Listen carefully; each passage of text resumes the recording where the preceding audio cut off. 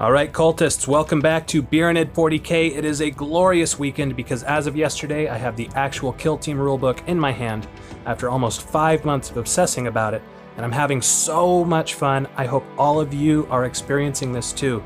Today I'm sharing my first kill team build ideas and a lot more thoughts, which includes the actual list I made up, how I'll be modeling it up, I'm going to go into that a little bit, as well as why I picked what I did, and the cool, awesome, amazing fluff that happened through repeated happy accidents with the dice one after another. So this video might get a little long, put it on if you're painting, but if you play the cult and kill team, or if you intend to, I think it will be fun for you throughout the whole video because we're covering just so many different things. So let's get started. First, I've been trying to wrap my head around this new wound system because it's insane just how survivable things are in kill team. We don't just have armor, invulns, and multiple wounds anymore, but the new flesh wound shenanigans, which give a sort of invuln that keep models on the table forever. I thought it was insane that models weren't coming off the table until turn 3, and now I'm seeing that there are games happening out there where not a single model leaves the table until turn 5. And it'll be interesting to see how this kill team build does out there on the tabletops of Terra, because I'm sort of trying to build it with some of these new challenges and game mechanics in mind. The best part is, I think some of you are just gonna laugh when you see how similar this approach takes us to the same models and loadouts recommended in my standard 40k Tactica series. So get ready for the lulls in this video because it's just hilarious how things work out. So first, the list. You guys know I love Genestealers by now, so the very first thing I did was try to make the most disgusting beast of a Genestealer possible to be my first specialist.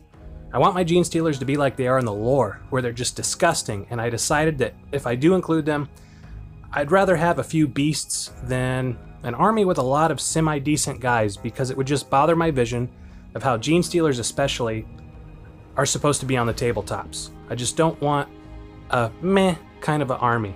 So I went crazy. What I did was make a Stealer combat specialist with the Acid Maw for a reliable AP-3, and he has 4 attacks from being a combat specialist. So I'm thinking that'll be pretty nasty. I also gave him Toxin Sacs, so he has the additional +1 damage on rolls of a 6, and I gave him the free Scything Talon upgrade. So if I put him against something with an invuln, the thinking behind all this is his ability to reroll 1s to hit with that Scything Talons profile might help me put more wounds on models that have an invuln, where AP doesn't matter at the end of the day. Whereas the Acid Maw can give some reliable AP-3 for other models without the invuln when he faces those.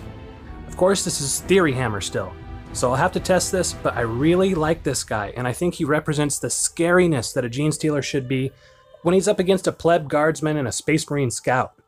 I'm hoping his presence on the tabletop presents just like games of Lost Patrol or something, where the Genestealers are actually scary. So I'll keep you guys posted and I'll let you know how he does.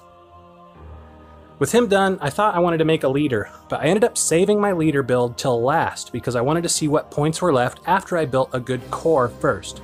So keeping what I said about the difficulty to remove models in mind, the next member I built was an Acolyte Fighter that's a Zealot specialist, so +1 to attack and +1 strength on a turn he charges. And I gave him a heavy rock cutter for the AP-4 attacks that also lets you reroll a d6 each time the enemy suffers damage. I'm hoping that this is gross in kill team, because if the result is higher than the remaining wounds of the enemy, they're instantly slain just like 40k. So multiple wounds, the Space Marine free flesh wound, all of this can potentially be negated with the rock cutter. So this guy's an absolute beast too, at least on paper. He has 3 strength 10 AP-4 attacks on the charge, and each wound is also a possible instant death. He's hitting on 4s, so about a 50-50 chance of attacks going through, and if I use the Industrial Brutality strategy from the rulebook, after a successful attack I get to roll a d6, and on a 4-up, he gets to attack again. So this guy ended up being kind of a monster on paper, and I'm really excited to see how he does too. To be honest, I like him so much that I added an additional Acolyte Fighter with a heavy rock cutter to the list in the end, so there's 2 of these beasts. One is just buffed more than the other because he's a specialist. At this point I thought, okay, I have some really good crunch down with 3 models so far, but I don't have any range, and I've always loved the Neophytes but never used them in 40k, just because I wanted as many cult ambush stealers as possible. So I added Neophytes, and I'm jumping the gun here, but I'm so glad I did add them, because of the fluff that ended up coming from one of these guys, so I'll get to that in just a minute. So what I did is add 2 Neophyte Gunners with Flamers. One is a heavy specialist, so no penalty for advancing and firing his Flamer. In the end, this means I have 2 guys pumping out D6 auto-hitting Strength 4 Flamer shots. If your model's obscured, no problem. I'm not sure this will be enough range, but I've thought about it, and I'm thinking I would rather have these guys putting out less range with more quality, rather than putting out a lot of ranged attacks that aren't removing models.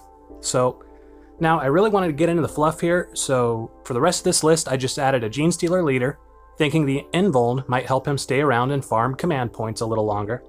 And I added 3 more Genestealers, 2 with Toxin Sacs for the +1 damage on 6s, to go with their Rending Claws, so 6s are going to be really scary for my opponent to see. And then the last Genestealer has Scything Talons, so I can do what I talked about earlier with the Acid Mod Genestealer Specialist. So I have some versatility and the option to attack with Talons and reroll 1s against enemy Invulns if I want to. So that's the list, and now we can talk about the fluff. So in total, I have 9 models on the roster so far. I gave the Genestealer leader Flesh Hooks, which brought me to 100 points exactly. And there's 5 Pure Strain Genestealers, 2 Acolyte Fighters with Heavy Rock Cutters, and 2 Neophyte Gunners with Flamers altogether total so far. So I didn't get to roll fluff until later last night. The first thing I rolled on was the background, and I rolled a 1, so I got Scavenger Crew. I didn't think this fit the build I had made, or the idea I had for GSC kill teams in my head, but I decided to leave it anyway, and now I've thought about it, and I do like it. With the industrial weapons and flamers, I think now it might fit my guys a little bit better than I thought originally.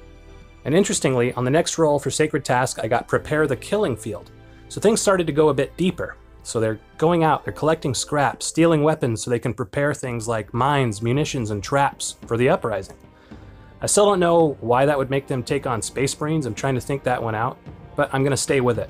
And so I got a 5 when I rolled on the Squad Quirk, so these guys are devious scum, meaning they will use whatever dirty tricks are necessary, even if they are dishonorable. It just blew my mind kind of how well all of this came together. These guys are like the combat engineers or saboteurs of the cult, carrying out clandestine missions almost like insurgents in Iraq or something. So they're stealing weapons, they're planting explosives, they're burying caches of weapons or caches of weapons. Now originally I wanted my guys to have the Prophet's Claw background, which I talked about in a previous video, so I did think about re-rolling that first roll of 1 for Scavenger Crew, but I just decided to leave things how they were, and I'm feeling really good about it so far, so I'm just sticking with all that. But things got even better when I pulled out the dice to roll up specialists, the demeanors, the names. And this is what I'm the most excited to share with you guys, so I hope those of you that clicked are still watching. So in an old video on this channel, I talked about biased dice and how over time every die becomes a loaded die. But I have some brand new Chessex dice that I thought I'd use, and holy crap, I can see why some people think these things are broken. I got double 6 after double 6, to the point that by the time I was done with my specialists, I just switched in some other dice. But what that did was amazing for my kill team's fluff. I got so many repeat rolls back to back that 3 of my specialists have the same last name. They would have had the same first name too in one case, but it ended up that my leader and combat Genestealers have the same last name as my Neophyte.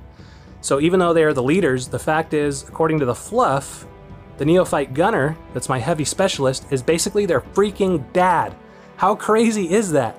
The leader and the Acolyte Specialist rolled up the same first name, Krasker. So I thought, okay, I'll let the Acolyte keep that and roll again for the leader's name. I got a 34, so the name was Skur. And I did a double take. I was like, hold on a second. Skur just sounds like a shortened form or a nickname for Krasker. So I was like, I have to do this. So I gave the leader his name back, Krasker, but I also included his new name as the nickname. So his name is Krasker, but his family or friends call him Skur.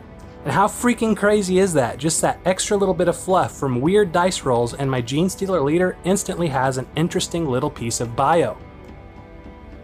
I rolled his demeanor and I got predatory demeanor. Again, I wanted a more over-the-top character or presence at first, so I wouldn't have chosen that myself, but it's kind of cool to think of him that way as the leader if I think about it, because I suppose he's maybe more of an intelligent, patient kind of leader in the fluff that way. So it's not as scary perhaps as some of the others that's on there, but it's scary in its own right that he's kind of an intelligent being that thinks before he acts. So I'm leaving him with that. I'm just gonna stick with all of this, and I'm happy with it. The other Genestealer combat specialist that ended up being the leader's brother, because of the double 6 for the last name, is named Jacobiah. So when I rolled up his demeanor, he got the strange twitching trait.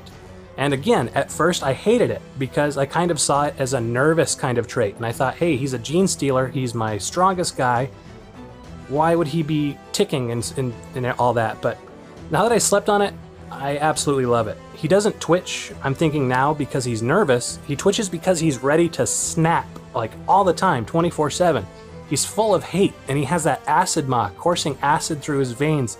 And the insane combat abilities he has, I've thought about it, and in the end, it's made me love this character even more. He's a scary bastard, all things considered. So this monster Genestealer, twitching all the time, ready to just go off. So the Acolyte Fighter Zealot didn't end up having any doubles aside for that first roll, for his name being the same as the leader. So he was almost Krasker, but he ended up being Gaskin safer in the end. And he ended up getting the Proselytizer demeanor, which is hilarious if you consider the fact that proselytizing and zealotry are basically the same thing. So he runs at the enemy, pumped up by his faith, screaming devotion to the star gods and the four-armed emperor, armed with his instant death machine, heavy rock cutter. I mean, how cool is that? But like I said, it got even better with the Neophyte Gunner, who had the same last name as the two Stealers, Arnault. So the Dice Gods gave him the Enlightener demeanor, so he prefers to capture enemies alive to spread the Genestealer's kiss. And my first reaction again was that this normally would probably be better on a Genestealer than a human, but I thought about it for a second, and it's insane if you consider that his two sons are Genestealers. So Mr. Arnault is a freaking family man at this point. He wants some grandkids, and so he wants his boys to settle down with those nice captured enemies. The fact that this happened has honestly made the purchase price of the rulebook worth it right there. As a fluff hound, as a lover of the narrative, I could not ask for more. And I'm really glad I stuck with some of the things I originally had an impulse to change. So I really suggest you guys do the same. As you're rolling these up your first times, just let it play out. Because I was going to start re-rolling after the first D10, and I just said, screw it, let's keep going. And magic happened through these kind of happy accidents. So as for modeling, I think I'm going to model the Brother Stealers on the Deathwatch Overkill Stealers to make them kind of stand out. But I'm afraid to cut off the head of the one to add the Acid Maw, so I might think about that for a while. As for the two Neophytes, I have a ton of Neophyte bits, so I have, you know, like 1.5 boxes worth of bodies and stuff that have been cannibalized for INQ-28 little models. So I was looking so far, and I don't see any flamers in my stuff. I have the Deathwatch Overkill box completely unassembled, but I'm not sure if those Neophytes have any flamers on the sprues, so I'll have to look. And if you guys know, you can put that in the comments for me. If you get it in before I look, hey, that'd be great. So I'm going to spend about the next week building these up, and so there might be some painting videos of that on the channel, but I'll be trying to get them done quick, so it might not be as detailed as the last few painting videos, just for you to kind of keep in mind. So anyways, subscribe if you want to see all that. Stay tuned here on the channel, and I hope all of you are having half as much fun with this list and lore building that I've been having. I haven't played a single game yet, but already the price of the rulebook has been worth every penny. And even though I'll never buy Chessex dice again for as long as I live, their disgusting broken bias for those 6s have helped create something that I think is very special. So thank you very much for watching. Have fun with your cults and kill team. I gotta go, but I'll talk to you again soon here on Beernid 40K. Wishing you all the very best.